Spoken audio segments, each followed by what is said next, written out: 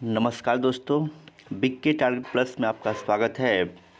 प्रत्येक दिन की भांति हम लोग आज भी देखेंगे बीपीएससी टीआरई 4.0 के लिए हिंदी का क्लास होगा और हिंदी में होगा टीजीटी और पीजीटी के लिए क्लास होगा, यानी कि 9 से लेकर 12 तक के स्टूडेंट्स के लिए क्लास है। और जो सारे क्वेश्चंस लिए गए हैं एनसीईआरटी और एससीईआरटी बेस्ड क्वेश्चन लिए गए हैं, जिसमें आपको मिलेगा संपूर्ण हिंदी साहित्य और हिंदी व्याकरण आपको मिलेगा। इसके पहले जो है हम आपको सेट 5 तक डिस्कशन करा चुके हैं। आज हम लोग सेट 6 का हम लोग डिस्कशन करेंगे और डिस्कशन में प्रीवियस क्वेश्चंस को मैं जोड़ने का प्रयास करूंगा और प्रत्येक ऑप्शन का आपको डिस्कशन मिलने वाला है, तो आप लास्ट तक बने रहेंगे। तो चलिए हम लोग देख लेते हैं, सेट 6 से प्रश्न हम लोग देख लेते हैं। देखिएगा क्वेश्चन नंबर पहला देख लीजिए। पहला क्वेश्चन कह रहा है कि हिंदी साहित्य का आलोचनात्मक इतिहास के लेखक हैं। हिंदी साहित्य का आलोचनात्मक इतिहास के लेखक हैं, तो ध्यान रखिएगा इसके लेखक जो हैं डॉक्टर राम कुमार वर्मा हैं। आलोचनात्मक इतिहास के लेखक कौन है? राम कुमार वर्मा। अब ध्यान देंगे डॉक्टर जो राम कुमार वर्मा हैं, इनका एक जो है काव्य संग्रह है चित्ररेखा। क्या है जी? काव्य संग्रह इनका जो है चित्ररेखा है।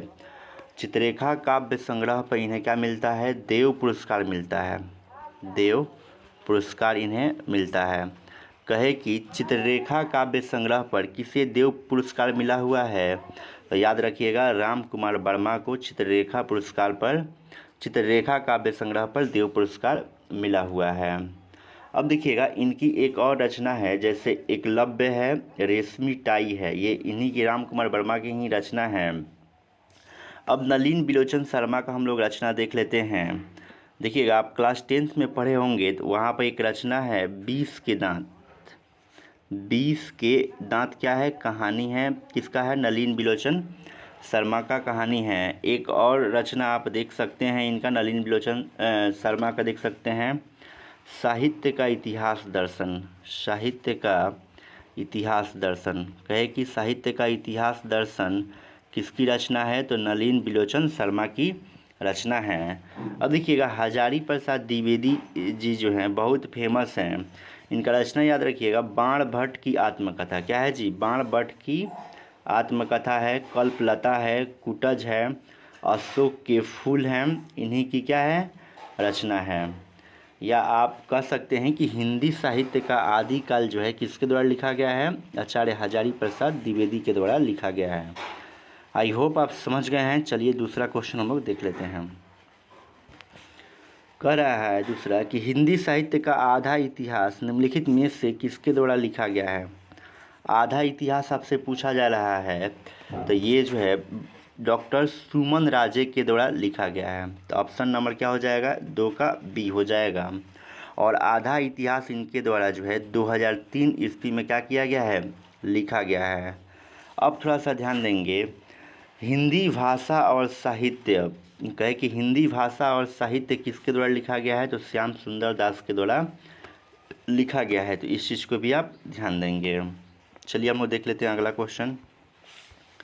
क्वेश्चन नंबर 3 देखिए, कह रहा है कि पौम चरयू में किसका वर्णन है? तो ध्यान दीजिएगा पौम चरयू में जो है राम का वर्णन मिलता है। किसका वर्णन मिलता है? राम का वर्णन मिलता है। और आप ध्यान दीजिएगा पौम चरयू जो है किसकी रचना है? स्वयंभू की रचना है। ये रचना जो है किसकी है? स्वयंभू की रचना है। अब देखिएगा थोड़ा सा, अगर आपसे पूछता है कि पौम चरयू की भाषा क्या है, तो याद रखिएगा इसकी भाषा जो है अपभ्रंश है। क्या है जी? अपभ्रंश है। तो इतना चीज़ आपको क्या करना है? ध्यान रखना है। चलिए अगला क्वेश्चन देखते हैं। क्वेश्चन नंबर 4, उपदेश रसायन के रचयिता कौन है? याद रखिएगा उपदेश रसायन के रचयिता जो हो जाएंगे जिनदत्त सूरी। ऑप्शन नंबर 1 क्या हो जाएगा? राइट आंसर हो जाएगा। लेकिन आप ध्यान दीजिएगा यदि आपसे प्रश्न कर दे कि भारतेश्वर बाहुबली रास के रचयिता कौन है, तो याद रखिएगा शालिभद्र सूरी। भारतेश्वर बाहुबली रास के रचयिता कौन है? तो शालिभद्र सूरी हो जाएंगे। उसके बाद ध्यान रखिएगा कि भविष्यत कहा किसकी रचना है, तो धनपाल की रचना है। भविष्यत कहा किसकी रचना है, धनपाल की रचना है। तो इतना चीज़ आपको ध्यान रखना है। चलिए अगला क्वेश्चन देखते हैं। क्वेश्चन नंबर देख लीजिए 5 नंबर। कह रहा है कि कबीरदास में जो रहस्यवाद पाया जाता है वह अधिकतर सूफियों के प्रभाव के कारण है, यह किसका कथन है। तो ध्यान रखिएगा, यह कथन जो है आचार्य रामचंद्र शुक्ल का है। तो 5 का ऑप्शन नंबर क्या हो जाएगा, सी हो जाएगा। और स्टेट 2025 के एग्ज़ाम में पूछा हुआ है कि कविता क्या है, किसकी रचना है, तो ये भी रामचंद्र शुक्ल की ही रचना है। स्टेट 2025 में पूछा गया है। आप याद रखिएगा, रामचंद्र शुक्ल का एक निबंध है चिंतामणि है। क्या है जी, चिंतामणि है। इनकी एक और रचना है कविता की परख।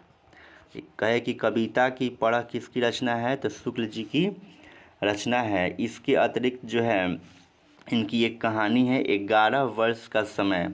कौन सी कहानी है, 11 वर्ष का समय किसकी कहानी है, शुक्ल जी की ही कहानी है। और आचार्य रामचंद्र शुक्ल जो है आदि काल का नाम क्या देते हैं, तो ये आदि काल का नाम जो है वीरगाथा काल दिए हुए हैं। आई होप आप समझ गए हैं। चलिए अगला क्वेश्चन हम लोग देख लेते हैं। क्वेश्चन नंबर 6 देख लीजिए। 6 कह रहा है कि निम्नलिखित में से राम भक्ति काव्य परंपरा के कवि नहीं हैं, यानी कि कौन जो है राम भक्त नहीं है। तो ध्यान रखिएगा, गदाधर भट्ट जो है राम भक्त नहीं है। तो ऑप्शन नंबर ए ही क्या हो जाएगा, सही हो जाएगा। इसके अतिरिक्त गोस्वामी तुलसीदास राम भक्त हैं, हृदय राम भी क्या हैं, राम भक्त हैं, नाभादास भी क्या हैं, राम भक्त हैं। इस चीज़ को आप ध्यान रखिएगा। अब थोड़ा सा ध्यान दीजिएगा, अगर आपसे पूछ दे कि जो गोस्वामी तुलसीदास हैं इनकी एक रचना है विनय पत्रिका। क्या है जी, विनय पत्रिका इनकी एक रचना है। अगर पूछ दे कि विनय पत्रिका की भाषा क्या है, किस भाषा में लिखा गया है, तो याद रखिएगा ब्रज भाषा में लिखा गया है। ये लिखे हुए हैं गोस्वामी तुलसीदास। रामचरितमानस भी लिखे हुए हैं, और रामचरितमानस की भाषा क्या है, तो अवधी भाषा है। इसके अंतर्गत जो है जानकी मंगल है, जानकी मंगल है, पार्वती मंगल है, ये सब इन्हीं की रचना है। अब देखिएगा, नाभादास की एक रचना जो है बहुत फेमस है, एग्जाम में बहुत बार पूछा हुआ है। कहे कि भक्तमाल, कहे कि भक्तमाल जो है किसकी रचना है, तो नाभादास की रचना है। आई होप आप समझ गए होंगे। चलिए हम लोग अगला क्वेश्चन देख लेते हैं। देखिएगा क्वेश्चन नंबर 7 नंबर देख लीजिए। 7 नंबर कह रहा है प्रेम वाटिका के रचनाकार कौन है। प्रेम वाटिका के रचनाकार कौन है, तो इसके रचनाकार जो होंगे रसखान हो जाएंगे। ये पूछा हुआ था, स्टेट 2025 में पूछा हुआ था कि रसखान का मूल नाम क्या है। इनका पूछा हुआ था कि मूल नाम क्या है, तो इनका मूल नाम जो है याद रखिएगा, ये स्टेट 2025 में पूछा हुआ है। इनका मूल नाम जो है सैयद इब्राहिम है। क्या है जी, इनका मूल नाम सैयद इब्राहिम है। इतना चीज़ आपको क्या करना है, ध्यान रखना है। इसके अतिरिक्त ये जो है मुस्लिम है, लेकिन जो है ये कृष्ण भक्त कवि हैं। कैसे कवि हैं जी, कृष्ण भक्त कवि हैं। इस चीज़ को आप ध्यान रखिएगा। अब देखिएगा थोड़ा सा विद्यापति के बारे में आप जानते हैं, यहाँ से भी क्वेश्चन जो है स्टेट 2025 में पूछा हुआ था। कहा था कि अभिनय जयदेव, अभिनय जयदेव के नाम से कौन प्रसिद्ध है, तो विद्यापति प्रसिद्ध हैं। आप जानते हैं कि विद्यापति की रचना आप जानते हैं, इनका क्या है जी, पदावली है, कीर्ति लता है, कीर्ति पताका है, ये विद्यापति की रचना है। अगर कहे कि आधुनिक युग की मीरा किसे कहा जाता है, आधुनिक युग की मीरा किसे कहा जाता है, तो याद रखिएगा महादेवी वर्मा को आधुनिक युग की मीरा कहा जाता है। आई होप आप समझ गए हैं। चलिए अगला क्वेश्चन हम लोग देख लेते हैं। क्वेश्चन नंबर 8 देख लीजिए। 8 कह रहा है कि आचार्य रामचंद्र शुक्ल ने रीति काल का आरंभ किस कवि से माना है। जो शुक्ल जी जो हैं रीति काल का आरंभ किस कवि से ये मानते हैं, आपको बताना है। तो ध्यान रखिएगा, ये चिंतामणि त्रिपाठी से क्या करते हैं, रीति काल का आरंभ मानते हैं। सबसे पहले आप ध्यान दीजिए, रीति काल को हम लोग बोलते हैं उत्तर मध्य काल बोलते हैं। क्या बोलते हैं, उत्तर मध्य काल बोलते हैं। केशव दास की रचना जो है एग्जाम में पूछा जाता है, कहे कि रसिक प्रिया किसकी रचना है, केशव दास की। आपसे कहे कि कवि प्रिया किसकी रचना है, तो केशव दास की क्या हो जाएगा, रचना हो जाएगा। तो इतना चीज़ क्या करना है, आपको ध्यान रखना है। चिंतामणि त्रिपाठी जो हैं ये रसवादी आचार्य हैं। कैसे आचार्य हैं, रसवादी आचार्य हैं, तो इस चीज़ को आप ध्यान रखेंगे। चलिए अगला क्वेश्चन नंबर देख लेते हैं। क्वेश्चन नंबर जो होगा 9 नंबर देख लीजिए। 9 कह रहा है निम्नलिखित में से कौन रीति मुक्त कवि नहीं है, रीति मुक्त कवि नहीं है। इसका राइट आंसर हो जाएगा ऑप्शन नंबर डी, बिहारी जो है रीति मुक्त कवि नहीं है। ये किस प्रकार के कवि हैं, तो ये जो है रीति सिद्ध कवि हैं, रीति सिद्ध कवि हैं। और इनकी एक रचना जो है बिहारी की बहुत फेमस है, बिहारी सतसई। एक ही इनकी रचना है बिहारी सतसई। कहे कि बिहारी सतसई किसकी रचना है, तो ये जो है आपका बिहारी की है। अब बिहारी रीति सिद्ध क्या है, कवि हैं, तो आपका ऑप्शन नंबर क्या हो जाएगा, डी राइट हो जाएगा। इसके अतिरिक्त आप ध्यान रखेंगे घनानंद, आलम और बोधा और ठाकुर, एक आदमी और हैं ठाकुर, ये सब जो हैं रीति मुक्त कवि हैं। कैसे कवि हैं, ये सब रीति मुक्त कवि हैं। आप जानते भी हैं कि घनानंद को हम लोग क्या बोलते हैं, घनानंद को बोला जाता है प्रेम का पीर कवि बोला जाता है। क्या बोला जाता है, प्रेम का पीर कवि बोला जाता है। और बिहारी सतसई में कितना दोहा है जी, तो 719 दोहा है। कितना है, 719 दोहा है। तो इस चीज़ को आप ध्यान रखेंगे। चलिए देख लेते हैं अगला क्वेश्चन देख लेते हैं। क्वेश्चन नंबर 10, निज भाषा उन्नति है सब उन्नति को मूल, बिनु निज भाषा ज्ञान के मिटत न हिये का शूल।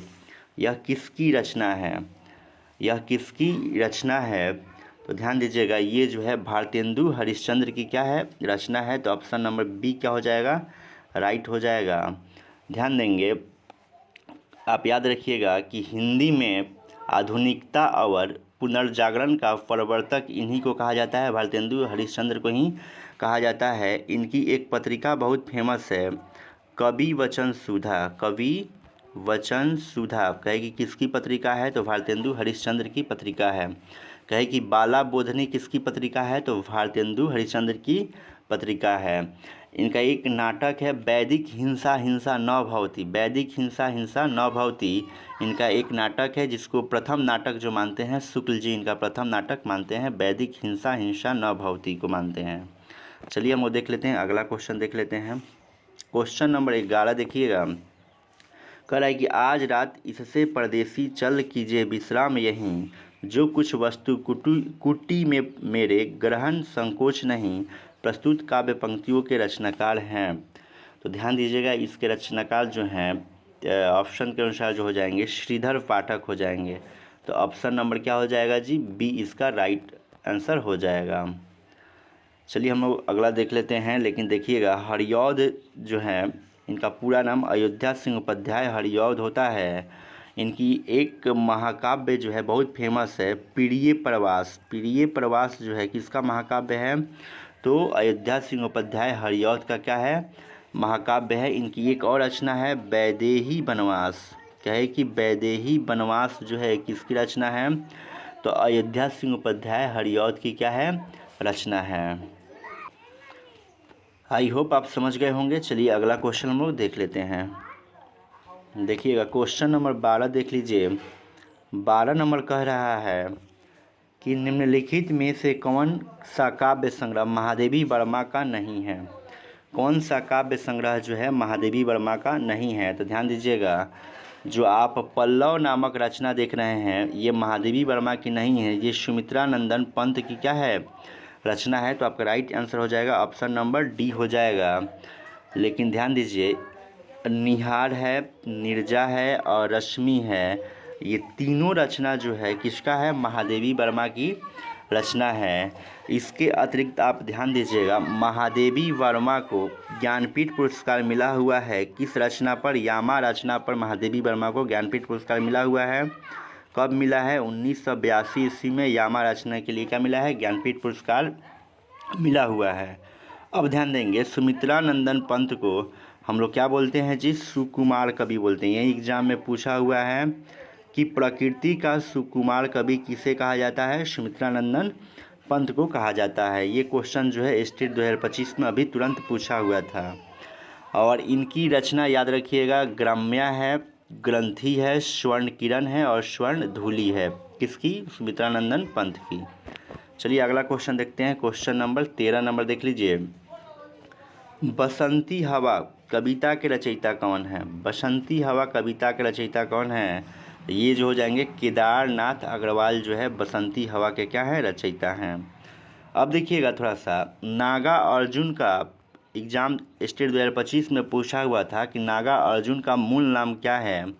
तो इनका मूल नाम जो हो जाएगा वैद्यनाथ मिश्र हो जाएगा। क्या हो जाएगा? वैद्यनाथ मिश्र हो जाएगा। और इनको जो है साहित्य अकादमी पुरस्कार भी मिला हुआ है। किस रचना पर?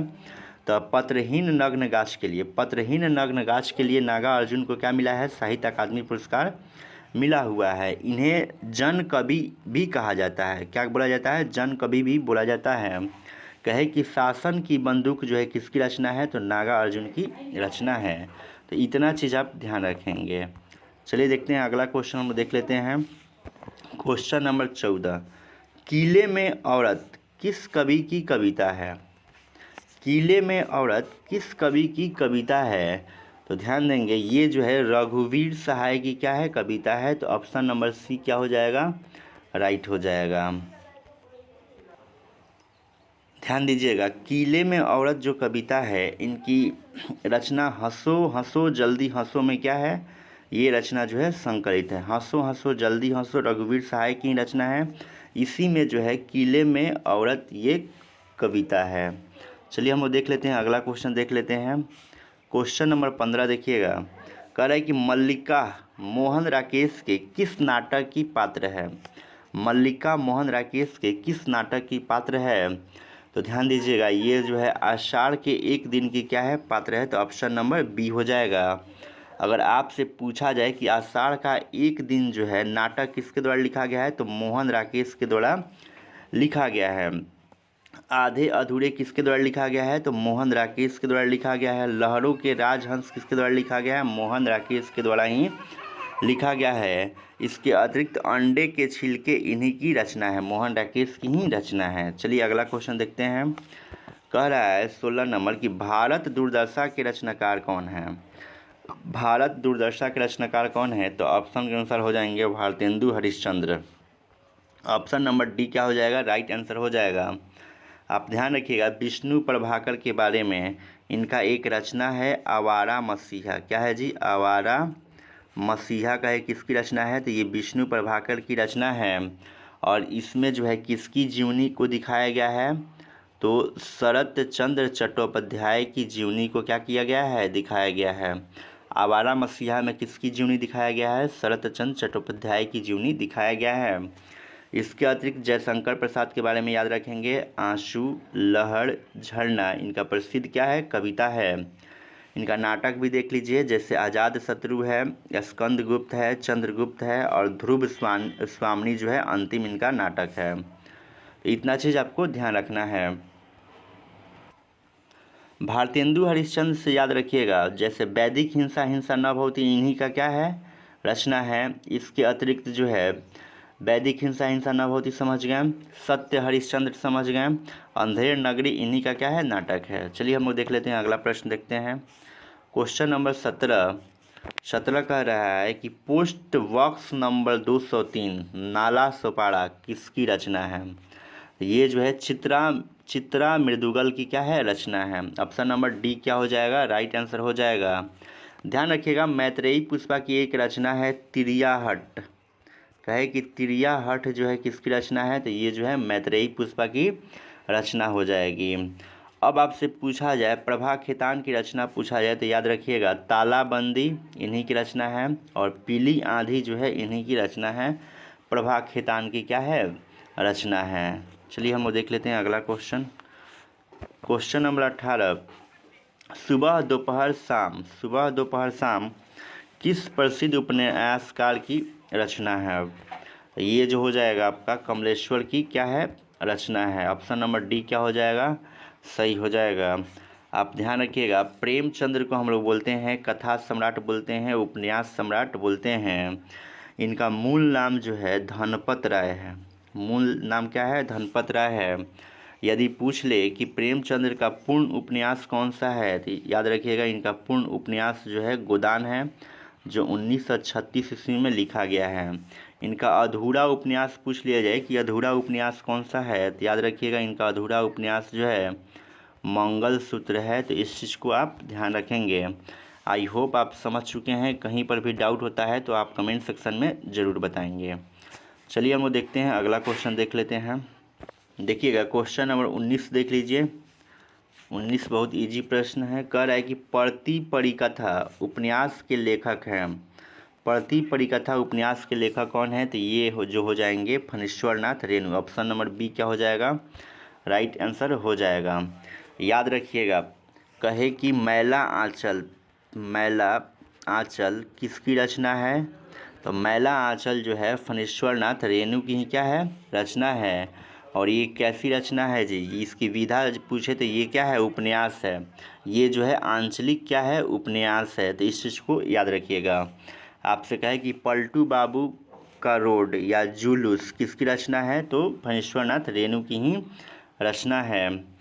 हजारी प्रसाद द्विवेदी को एक रचना पर मिला है साहित्य अकादमी पुरस्कार मिला है। वह रचना का नाम है आलोक पर्व।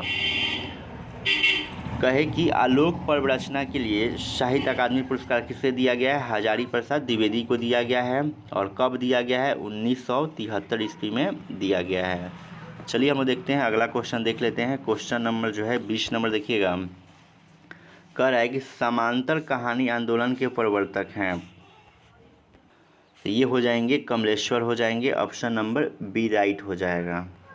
धर्मवीर भारती के बारे में आप क्या याद रख सकते हैं?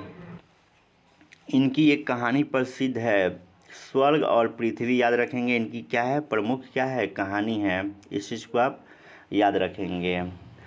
कमलेश्वर के बारे में ध्यान रखिएगा, इनका एक रचना है कस्बे का आदमी। कस्बे का आदमी एक क्या है? इनका एक कहानी है। इस चीज़ को याद रखेंगे। मोहन राकेश का कुछ नाटक याद रखेंगे, जैसे आषाढ़ का एक दिन हो गया, लहरों का राजहंस हो गया, आधे अधूरे मोहन राकेश का क्या है? नाटक है।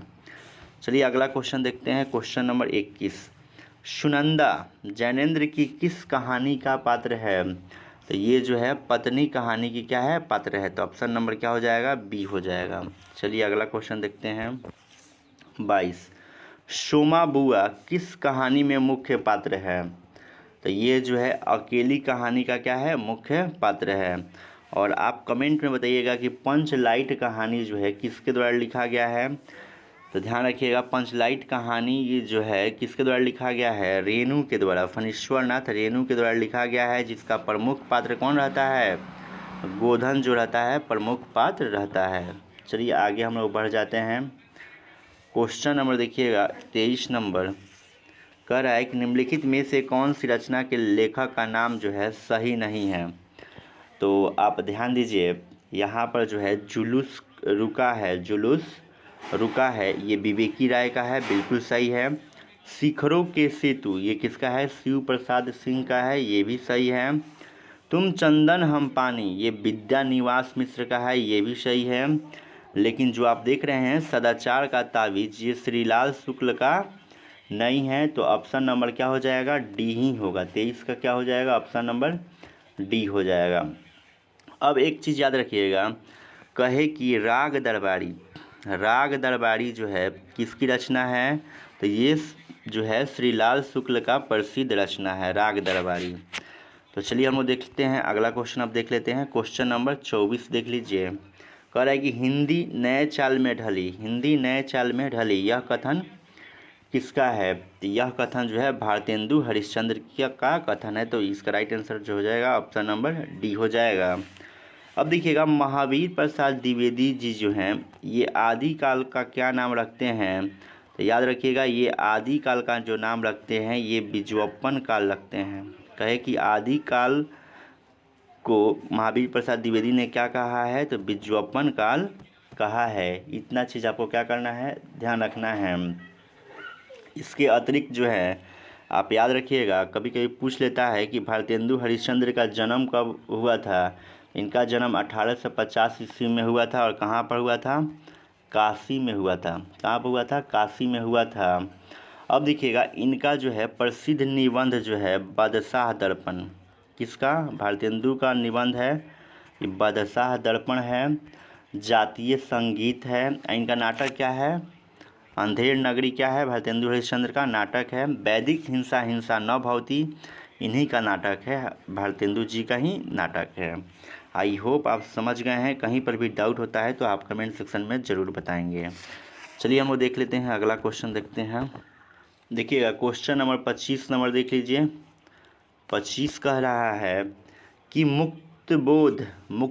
मुक्तिबोध रचनावली का संपादन किया है। बहुत इजी प्रश्न है, आपका डिस्कशन भी आप कराए हुए डिस्कशन भी पहले वाले प्रैक्टिस सेट में कराए हुए हैं कि मुक्तिबोध रचनावली के संपादक जो हैं आपके नेमी चंद्र जैन है। कौन है? नेमी चंद्र जैन है। तो ऑप्शन नंबर क्या हो जाएगा? डी हो जाएगा। आपको हम बताए हुए हैं, रामचंद्र शुक्ल के बारे में बताए हुए हैं कि रामचंद्र शुक्ल जो हैं आदिकाल का नाम क्या देते हैं जी? तो आदिकाल का ये नाम देते हैं बिरगाथा काल। और पूरे हिंदी साहित्य को रामचंद्र शुक्ल ने कितने भागों में बांटा है? तो 4 भागों में ये बांटे हैं। अब ध्यान रखिएगा कि रामचंद्र शुक्ल का जो निबंध है चिंतामणि है। इनकी रचना जो है कविता की परख है। कविता क्या है? इन्हीं की रचना है। इनका कहानी एक है 11 वर्ष का समय, इन्हीं की कहानी है। आप जो है नेमीचंद्र जैन के बारे में क्या याद रख सकते हैं? ये जो है मार्क्सवादी आलोचक हैं। कैसे आलोचक हैं? मार्क्सवादी आलोचक हैं। इस चीज़ को आप ध्यान रखिएगा। चलिए हम लोग देख लेते हैं, अगला क्वेश्चन देख लेते हैं। क्वेश्चन नंबर 26 देख लीजिए। 26 कह रहा है कि रूपक रहस्य ग्रंथ के रचयिता हैं। तो इसके रचयिता जो हो जाएंगे श्याम सुंदर दास हो जाएंगे। रूपक रहस्य के रचयिता श्याम सुंदर दास जी हो जाएंगे। अब देखिएगा कहे कि आपसे पूछे कि नौ रस किसकी रचना है? तो ये जो है गुलाब राय की रचना है। काव्य कल्पद्रुम, कहे कि काव्य कल्पद्रुम किसकी रचना है? तो कन्हैया लाल की रचना है। इस चीज़ को आप ध्यान रखेंगे। चलिए अगला क्वेश्चन देखते हैं। 27 नंबर, व्योमकेश दरवेश किसकी जीवनी है? व्योमकेश दरवेश किसकी जीवनी है? तो ध्यान दीजिएगा, ये जीवनी जो है हजारी प्रसाद द्विवेदी की जीवनी है। व्योमकेश दरवेश किसकी जीवनी है? तो हजारी प्रसाद द्विवेदी की क्या है? जीवनी है। इस चीज़ को आप ध्यान रखेंगे। इसके अतिरिक्त आप देख लीजिए फणीश्वर नाथ रेणु का एक आंचलिक उपन्यास बहुत फेमस है, मैला आंचल जो है इनका बहुत ही फेमस है। रामविलास शर्मा का एक निबंध फेमस है, परंपरा का मूल्यांकन। तो इस चीज़ को आप ध्यान रखेंगे। चलिए अगला क्वेश्चन देखते हैं। क्वेश्चन नंबर 28, अकाल पुरुष गांधी शीर्षक से महात्मा गांधी के जीवन के माध्यम से नए धर्म की अवधारणा को किस साहित्यकार ने साकार किया? तो ध्यान रखिएगा, ये जैनेंद्र कुमार क्या करते हैं? साकार करते हैं। तो इसका 28 का क्या हो जाएगा? ऑप्शन नंबर डी हो जाएगा। अब थोड़ा सा ध्यान रखिएगा, कभी कभी प्रश्न पूछ देता है जैनेंद्र कुमार से कि हिंदी में मनोविश्लेषणवादी उपन्यास का जनक किसे माना जाता है? तो जैनेंद्र कुमार को माना जाता है। ये क्या है? मनोविश्लेषणवादी हैं। इस चीज़ को आप ध्यान रखिएगा। अब देखिएगा विष्णु प्रभाकर के बारे में हम आपको बताए थे कि इनका एक प्रसिद्ध रचना है आवारा मसीहा। और आवारा मसीहा में किसकी जीवनी है? तो शरत चंद्र चट्टोपाध्याय की क्या किया गया है? जीवनी को दिखाया गया है। अब ध्यान रखिएगा थोड़ा सा, जैनेंद्र की कुछ रचना याद रख लीजिए, जैसे जो है परख है, सुनीता है, त्यागपत्र है, कल्याणी है। ये किसकी रचना है? जैनेंद्र कुमार की रचना है। तो इतना चीज़ आपको ध्यान रखना है। चलिए अगला प्रश्न देख लेते हैं। 29 नंबर, क्या गोरी क्या सांवड़ी संस्मरण के लेखक कौन है?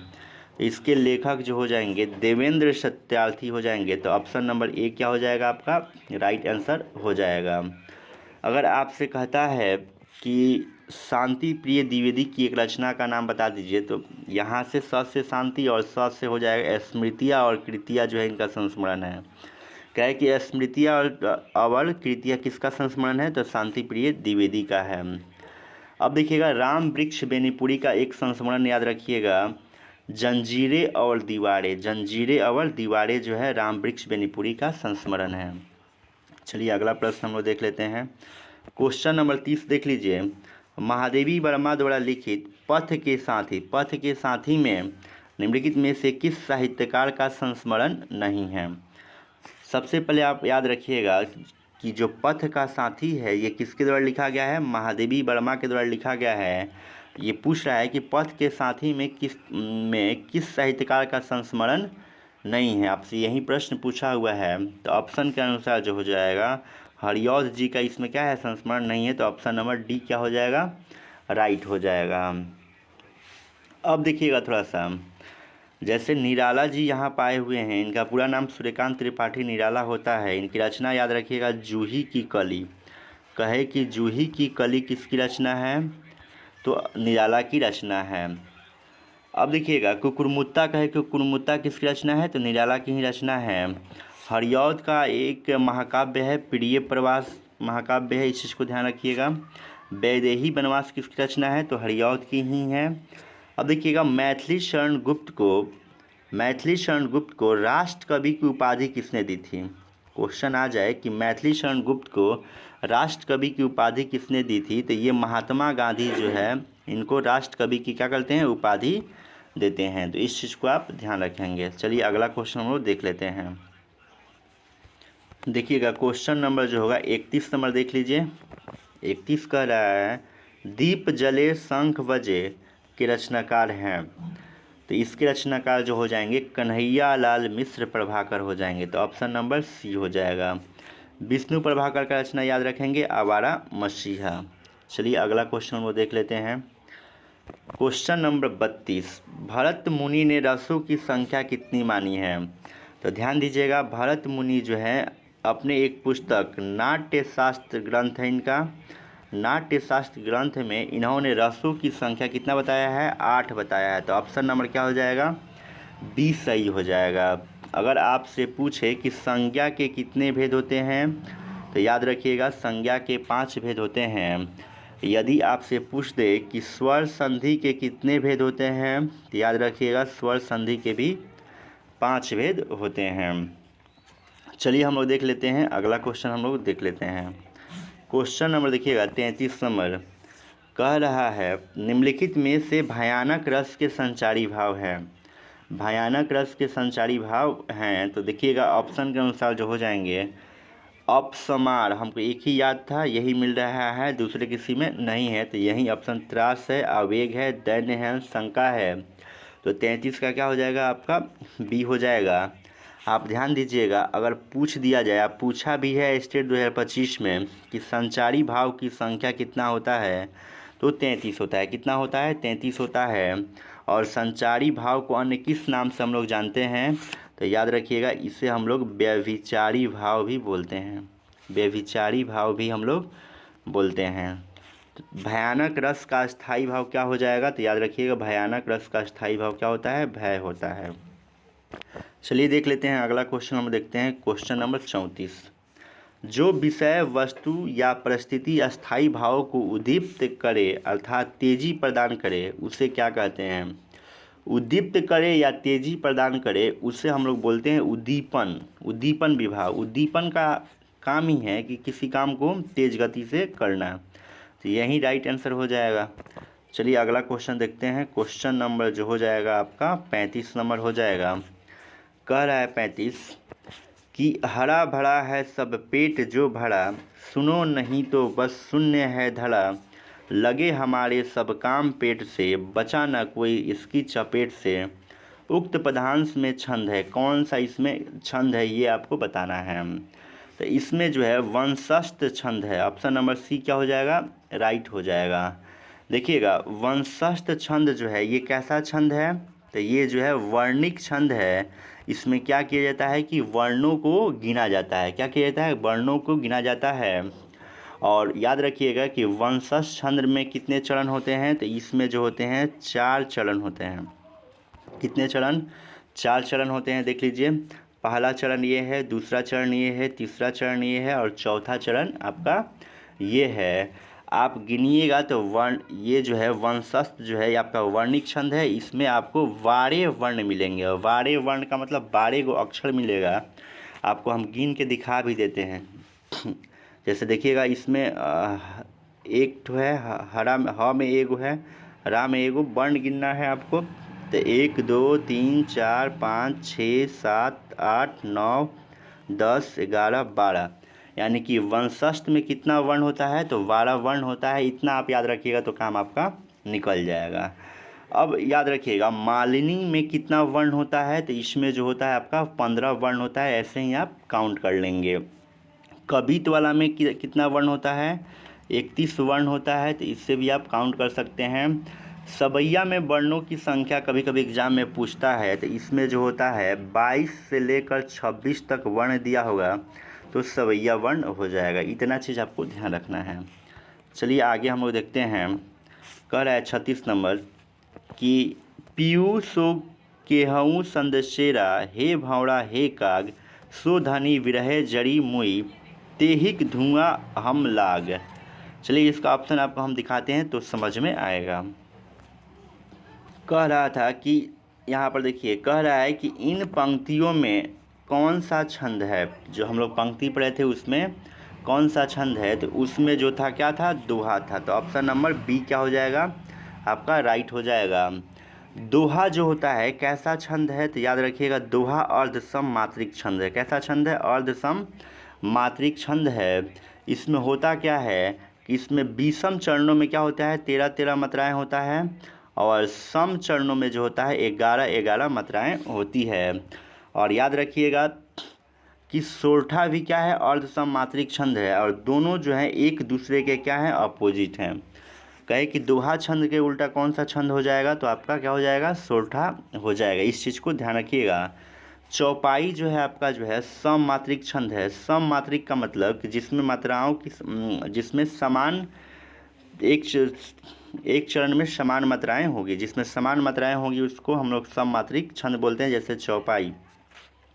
कुंडलिया किससे बनी हुई है, तो दोहा और ओला के मिलने से क्या बनता है, कुंडलिया बनता है। इस चीज़ को ध्यान रखेंगे, दोहा और ओला के मिलने से कुंडलिया का निर्माण होता है। चलिए हम लोग अगला क्वेश्चन अब देख लेते हैं। 37 नंबर कह रहा है कि निज भाषा उन्नति अहे सब उन्नति को मूल, बिन निज भाषा ज्ञान के मिटत न हिये की शूल। इन पंक्तियों में कौन सा छंद है।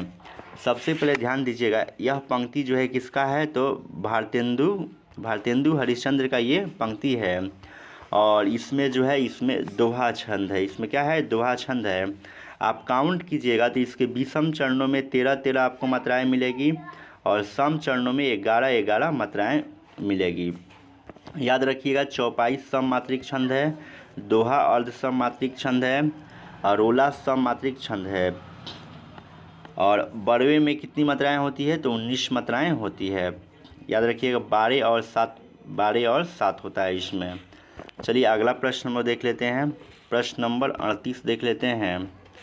38 कह रहा है कि कारण के अभाव में कार्य की उत्पत्ति होना, यानी कि कहने का मतलब ये है कि कोई कारण नहीं है और फिर भी कार्य हो रहा है, तो इसका मतलब जो है ये कौन सा अलंकार हो जाएगा, विभावना अलंकार हो जाएगा। Option number C right answer हो जाएगा। और विभावना अलंकार का उल्टा कौन सा अलंकार होता है, विशेषोक्ति अलंकार होता है। विशेषोक्ति में क्या होगा कि कारण आपको दिया रहेगा, कारण दिया रहेगा और कार्य नहीं होगा, तो याद रखेंगे। चलिए अगला क्वेश्चन में देखते हैं। Question number 39। ले चला साथ में तुझे कनक, ज्यों भिक्षुक लेकर स्वर्ण झनक। पंक्ति में कौन सा अलंकार है, तो ध्यान दीजिएगा। पिछले सेट में आपको हम बताए थे कि जहाँ पर भी किसी भी पंक्ति में अगर ज्यों शब्द मिल जाता है तो वहाँ पर उत्प्रेक्षा अलंकार हो जाता है। कौन सा अलंकार, उत्प्रेक्षा अलंकार हो जाता है। आपको हम बताए भी हैं, उत्प्रेक्षा अलंकार का पहचान बताए हैं कि यदि किसी पंक्ति में मनु मानो मनहु, जनु जानो जनहु और ज्यों शब्द मिल जाए तो वो उत्प्रेक्षा अलंकार का उदाहरण हो जाएगा। उत्प्रेक्षा में क्या किया जाता है कि संभावना व्यक्त किया जाता है, इस चीज़ को भी आप ध्यान रखेंगे।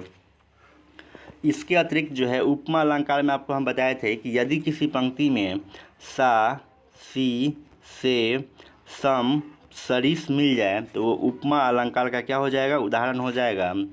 रूपक अलंकार में हमको आपको एक ही चीज़ बताए थे कि जहाँ पर योजक चिन्ह मिल जाए, मतलब घटाव का चिन्ह मिल जाए, तो वहाँ पर क्या हो जाएगा, रूपक अलंकार का उदाहरण होता है।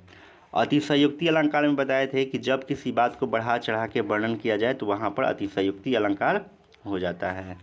चलिए क्वेश्चन हम लोग अगला देखते हैं, 40 नंबर देख लेते हैं। कारण सहित उपमेय का उत्कर्ष जहाँ दिखाया जाए, कारण सहित उपमेय का उत्कर्ष जहाँ दिखाया जाए वहाँ पर कौन सा अलंकार होता है। तो कारण सहित जब दिखाया जाएगा तो वहाँ पर क्या होगा, व्यतिरेक अलंकार हो जाएगा। इस चीज़ को आप ध्यान रखिएगा। चलिए अगला देखते हैं हम लोग, 41 नंबर। दैनिक आज के प्रथम प्रधान संपादक थे, तो इसके प्रधान संपादक जो हैं श्री प्रकाश हैं। ऑप्शन नंबर क्या हो जाएगा, बी हो जाएगा। इस चीज़ को ध्यान रखिएगा। देखिएगा पत्र से पूछा हुआ है तो आप याद रखिएगा कि उदंत जो मार्तंड है, उदंत मार्तंड, ये पहला पत्र है। इसका प्रकाशन वर्ष जो है 1826 में ये पत्र निकलता है। और ये कहाँ से निकलता है, तो याद रखिएगा ये कलकत्ता से निकलता है। कहाँ से, कलकत्ता से निकलता है। इसके संपादक कौन है, तो युगल किशोर हैं। जुगल किशोर जो हैं इसके संपादक हैं। तो इस चीज़ को आप क्या करेंगे, ध्यान रखेंगे। हिंदी का पहला पत्र पूछा जाए तो क्या हो जाएगा, उदंत मार्तंड हो जाएगा। इसका प्रकाशन 1826 हो जाएगा। कहाँ से प्रकाशन होता है, कलकत्ता से होता है। इसके संपादक कौन है, युगल किशोर हैं, जुगल किशोर हैं। आई होप आप समझ चुके हैं। कहीं पर भी डाउट होता है तो आप कमेंट सेक्शन में ज़रूर कमेंट करके बताएंगे। चलिए हम लोग देख लेते हैं, अगला क्वेश्चन देख लेते हैं। देखिए क्वेश्चन नंबर 42 देख लीजिए। 42 कह रहा है कि भारतेंदु हरिश्चंद्र द्वारा संपादित पत्रिका का सही नाम है। तो अभी हम आपको बताते आ रहे हैं भारतेंदु हरिश्चंद्र की पत्रिका एक तो बताए थे कवि वचन सुधा। क्या बताए थे, कवि वचन सुधा किसकी पत्रिका है, भारतेंदु हरिश्चंद्र की क्या है, पत्रिका है। और आपको हम बताए थे एक और पत्रिका बाला बोधिनी बताए थे, बाला बोधिनी। तो देखिएगा बाला बोधिनी किसकी पत्रिका है, तो ये जो है भारतेंदु हरिश्चंद्र का है। तो ऑप्शन नंबर 42 का क्या हो जाएगा, ए हो जाएगा। चलिए क्वेश्चन नंबर 43 हम लोग देख लेते हैं। 43 कह रहा है राम दशरथ मिश्र को उनकी किस कृति पर वर्ष 2015 के लिए हिंदी साहित्य अकादमी पुरस्कार दिया गया है। किसको, राम दशरथ मिश्र को किस कृति पर हिंदी साहित्य अकादमी पुरस्कार दिया गया है। तो ध्यान रखिएगा इन्हें दिया गया है आग की हंसी के लिए दिया गया है। तो ऑप्शन नंबर बी क्या हो जाएगा, आपका राइट हो जाएगा। इतना चीज़ ध्यान रखना है। चलिए देखते हैं क्वेश्चन नंबर 44 कह रहा है कि राजभाषा अधिनियम 1976 के अनुसार हिंदी प्रयोग की दृष्टि से देश के राज्यों का कितनी श्रेणियों में बांटा जा सकता है। तो यहाँ पर देखिएगा इसको बांटा गया है 3 श्रेणियों में बांटा गया है। कितने श्रेणियों में, 3 श्रेणियों में बांटा गया है। तो ऑप्शन नंबर क्या हो जाएगा, आपका डी हो जाएगा। अगर आपसे पूछे कि संधि के कितने भेद होते हैं तो याद रखिएगा 3 भेद होते हैं। कहे कि काल के कितने भेद होते हैं तो 3 भेद होते हैं। यदि आपसे कहे कि संज्ञा के कितने भेद होते हैं तो 5 भेद होते हैं। कहे कि स्वर संधि के कितने भेद होते हैं तो 5 भेद होते हैं। अब ध्यान रखिएगा कभी कभी पूछ लेता है एग्जाम में कि सर्वनाम की कुल संख्या, कहता है कि सर्वनाम की कुल संख्या कितना होता है, तो याद रखिएगा 11 होता है। चलिए हम लोग देख लेते हैं अगला क्वेश्चन हम लोग देख लेते हैं। देखिएगा क्वेश्चन नंबर 45 देख लीजिए।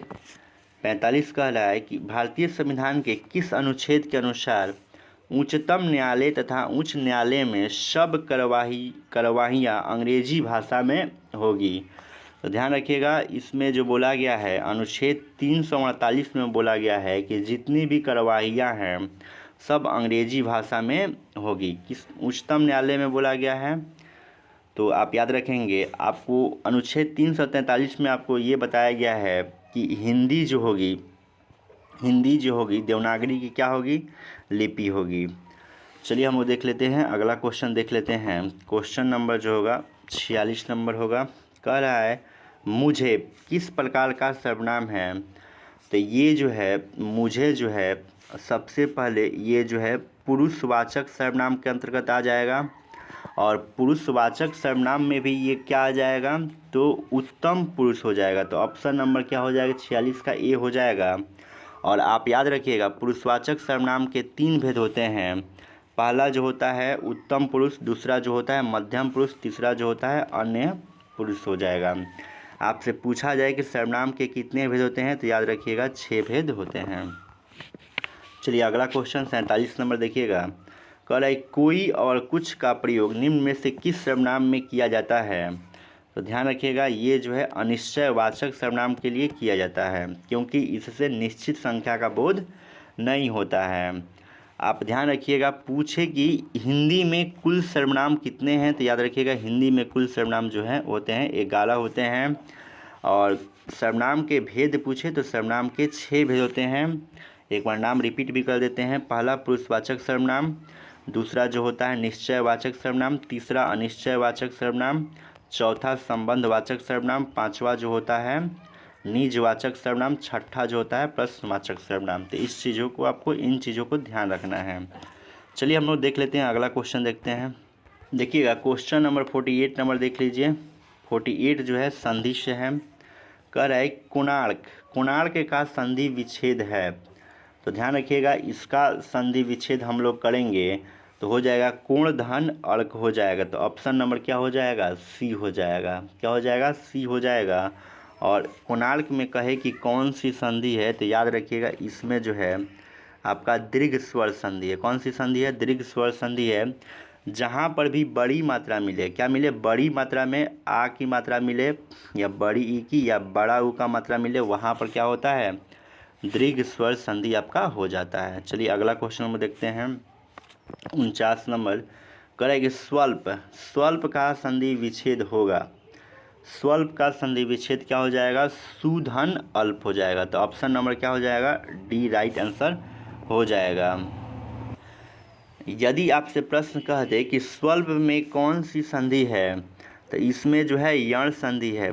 यण संधि कैसे है, आपको हम कई बार बताए हुए हैं कि यदि य और व के पहले, य और व के पहले आधा कोई भी अक्षर दिया रहेगा तो वहाँ पर क्या हो जाएगा, यण स्वर संधि हो जाएगा। चलिए हम अगला क्वेश्चन देखते हैं। क्वेश्चन नंबर 50 कह रहा है कि निम्नलिखित में से किस शब्द में व्यंजन संधि नहीं है।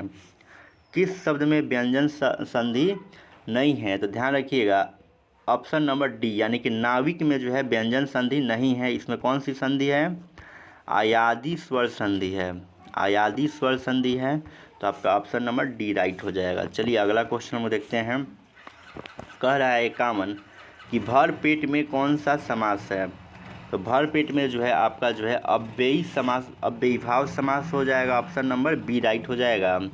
और आप ध्यान रखिएगा समास के जो होते हैं, समास के 6 भेद होते हैं।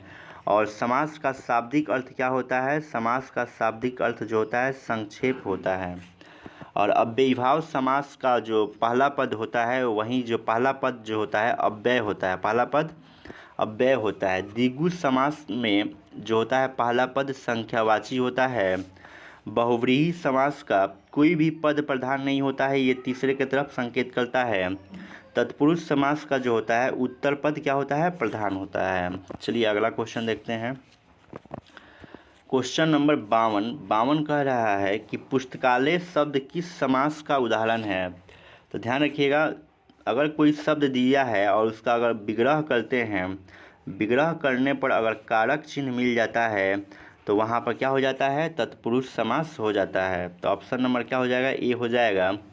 जैसे इसका विग्रह करेंगे पुस्तकालय का तो क्या होगा, पुस्तक का आलय, पुस्तक का आलय। देखिए कारक चिन्ह मिल गया का, तो जहाँ पर भी विग्रह करने पर कारक चिन्ह मिल जाए तो वहाँ तत्पुरुष समास हो जाएगा। ऑप्शन नंबर ए राइट हो जाएगा। याद रखिएगा द्वंद्व समास में दोनों पद क्या होता है, प्रधान होता है। तत्पुरुष समास का केवल उत्तर पद प्रधान होगा और कर्मधारय समास में भी उत्तर पद क्या होगा, प्रधान होगा। कर्मधारय समास को पहचानेंगे कैसे, तो इसमें जो दिया रहता है विशेषण और विशेष से दिया होगा तो आप पहचान जाएंगे। बहुव्रीहि समास को कैसे पहचानेंगे, तो जब भी देवी देवता का नाम मिल जाए तो वहाँ बहुव्रीहि समास होता है। जैसे नीलकंठ किसको बोला गया है, शंकर जी को बोला गया है। बीणा पाणी सरस्वती जी को बोला गया है। श्वेतांबर सरस्वती जी को बोला गया है। आपको बोला गया है जैसे जो है गजानन, गजानन जो है गणेश जी को बोला गया है। लंबोदर किसको बोला गया है, गणेश जी को मिला हुआ है, बोला गया है। तो जब भी देवी देवता का नाम आपको मिल जाए तो याद रखिएगा वहाँ बहुव्रीहि समास हो जाएगा। चलिए आगे हम लोग देखते हैं 53 नंबर। कर्मधारय समास का उदाहरण है। कर्मधारय समास का उदाहरण इसमें से क्या हो जाएगा, तो ध्यान रखिएगा ये जो हो काली मिर्च हो जाएगा। ऑप्शन नंबर डी हो जाएगा। आपको हम अभी बताए थे ना कि कर्मधारय समास में आपको याद रखना है विशेषण और विशेष्य। क्या याद रखना है, विशेषण और आपको विशेष्य याद रखना है। समझिए विशेषण आप समझते हैं, विशेषण का मतलब ये होता है, विशेषण का मतलब रंग का नाम आ जाए। तो देखिए काली क्या है, रंग का नाम है। अब विशेष्य का मतलब संज्ञा, तो मिर्च संज्ञा है। तो जहाँ विशेषण और विशेष्य आ जाए तो वहाँ पर जो होता है आपका कर्मधारय समास होता है। आप कमेंट करके बताइएगा कि नीलकंठ में कौन सा समास है, नीलकंठ में कौन सा समास है। चलिए आगे हम लोग बढ़ जाते हैं। 54 नंबर देख लीजिए, कह रहा है कि पौनासन, पौनासन में कौन सा समास है, तो इसमें जो है आपका बहुव्रीहि समास है। पौनासन में कौन सा समास, बहुव्रीहि समास है। बहुव्रीहि समास में जो होता है किसी भी पद की प्रधानता नहीं होती है, इस चीज़ को आप ध्यान रखिएगा। अव्ययी समास का, अव्ययीभाव समास का पहला पद जो होता है अव्यय होता है। द्वंद्व समास का कोई भी पद प्रधान नहीं होता है। चलिए अगला क्वेश्चन, और क्वेश्चन नंबर 55 हो जाएगा। किस शब्द में अनु उपसर्ग नहीं है, तो इसमें अनुनय में अनु है, अन्वेषण में भी अनु है, अनुरित में भी अनु है, लेकिन अनुर्वर में जो है अनु उपसर्ग का प्रयोग नहीं हुआ है। तो 55 का ए हो जाएगा। आई होप आप समझ गए होंगे। चलिए हम लोग अगला क्वेश्चन देख लेते हैं। देखिएगा क्वेश्चन नंबर देख लीजिए, क्वेश्चन नंबर 56 देख लीजिए। कह रहा है कि अनुकरणीय शब्द में कौन सा प्रत्यय लगा है। प्रत्यय जो लगता है शब्दों के अंत में लगता है, और प्रत्यय दो शब्दों से मिलके बना है। प्रतिधन अय, प्रतिधन अय। आपसे कहा जाए कि प्रत्यय में कौन सी संधि है, तो इसमें जो है यण स्वर संधि है। कैसे है, तो देखिएगा इसमें जो है य के पहले आधा दिया है, तो आपको हम बताए थे कि य और व के पहले आधा कोई भी शब्द दिया रहे, कोई भी अक्षर दिया रहे, तो वहाँ पर जो होता है यण स्वर संधि आपका हो जाता है। तो ध्यान दीजिएगा, अनुकरणीय आपसे पूछा है कि इसमें कौन सा प्रत्यय है, तो इसमें जो है आपका अनीय प्रत्यय हो जाएगा, नीय हो जाएगा। तो ऑप्शन नंबर क्या हो जाएगा, डी हो जाएगा। 56 का क्या हो गया, बी न हो जाएगा, ये प्रत्यय जो होगा बी हो जाएगा आपका। 56 का बी हो जाएगा। चलिए अगला क्वेश्चन हम लोग देखते हैं। क्वेश्चन नंबर जो है 57 नंबर देखिएगा। 57 कह रहा है नीलिमा, नीलिमा शब्द में कौन सा प्रत्यय है। देखिए आपको ऑप्शन नहीं दिख रहा होगा, अब दिखने लगा। नीलिमा शब्द में कौन सा प्रत्यय है, तो इसमें जो है ईमा प्रत्यय है। कौन सा प्रत्यय है, ईमा प्रत्यय है। चलिए अगला प्रश्न हम लोग देखते हैं। क्वेश्चन नंबर 58, भलाई में प्रत्यय है, तो भलाई शब्द में जो होगा प्रत्यय आई हो जाएगा। कहे कि लंबाई में कौन सा प्रत्यय है, तो आई ही हो जाएगा। चलिए अगला क्वेश्चन नंबर देख लेते हैं। क्वेश्चन नंबर जो है आपका 59, द्रवयुषो दशरथ अजीर विहारी में रेखांकित शब्द का क्या अर्थ है।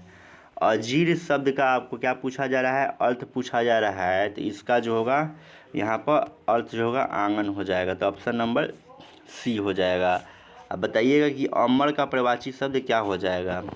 चलिए देखते हैं। क्वेश्चन नंबर 60 नंबर देख लेते हैं। कह रहा है कि गंगा का प्रवाची शब्द नहीं है, गंगा का प्रवाची शब्द नहीं है। देखिएगा भागीरथ जो है, भागीरथ गंगा का है। त्रिपथगा भी गंगा का प्रवाची शब्द है। देव नदी भी गंगा का प्रवाची शब्द है, लेकिन रवित नया जो है गंगा का प्रवाची शब्द नहीं है। तो अब 60 का ऑप्शन नंबर क्या हो जाएगा, सी आपका हो जाएगा। चलिए हम लोग थोड़ा सा देख लेते हैं गंगा का प्रवाची शब्द और देख लेते हैं। जैसे आपका जो है मंदाकिनी हो जाएगा, देवपगा हो जाएगा, सूरसरिता हो जाएगा, नदीश्वरी हो जाएगा। गंगा का प्रवाची शब्द एग्जाम्स में कई बार पूछा हुआ है, तो इस चीज़ को आप ध्यान रखेंगे। चलिए अब 2 ही प्रश्न बचा हुआ है, देख लीजिए क्वेश्चन नंबर 61 देख लीजिए। कह रहा है किस विकल्प में सभी शब्द परस्पर पर्यायवाची हैं, माने एक विकल्प ऐसा मिलेगा जो एक दूसरे के क्या होंगे, पर्यायवाची होंगे। तो ऑप्शन को ध्यान से देखिए और बताइए कि कौन पर्यायवाची है सभी में। जैसे वदन का मतलब शरीर होता है, आनंद का मतलब ही शरीर, आस्य का मतलब ही क्या हो जाएगा आपका, शरीर हो जाएगा। ये जो है वदन, आनंद, ये आस्य जो है ये मुख के पर्यायवाची शब्द हैं। ये वदन जो होता है शरीर का भी होता है, लेकिन यहाँ पर तीनों जो हैं मुख के पर्यायवाची शब्द हैं। तो एक जैसे मिले तो ऑप्शन नंबर बी क्या हो जाएगा आपका, राइट हो जाएगा। चलिए हम लोग बढ़ जाते हैं आज के लास्ट क्वेश्चन पर, क्वेश्चन नंबर 62। कह रहा है कि धन का मतलब क्या होता है, धन का मतलब क्या होता है, धन का मतलब क्या होता है। तो ध्यान दीजिएगा, इसका जो होता है अर्थ होता है। ऑप्शन नंबर 62 का क्या हो जाएगा, बी हो जाएगा। धन का मतलब अर्थ हो गया, इसका धन का मतलब और भी होता है, जैसे समझ लीजिए इसका मतलब संपत्ति भी होता है, योग भी होता है। तो इस चीज़ को आप ध्यान रखिएगा। तो आज के लिए इतना ही। आप कमेंट सेक्शन में ज़रूर कमेंट करके बताइए कि आपको ये वीडियो कैसा लगा। अगर अच्छा लगा होगा तो एक लाइक का बटन तो बनता ही है, और इसे अपने सारे दोस्तों के पास शेयर कर दीजिए ताकि उन्हें भी इस वीडियो का लाभ मिल सके। चलिए मिलते हैं ऐसे ही वीडियो में, तब तक के लिए धन्यवाद।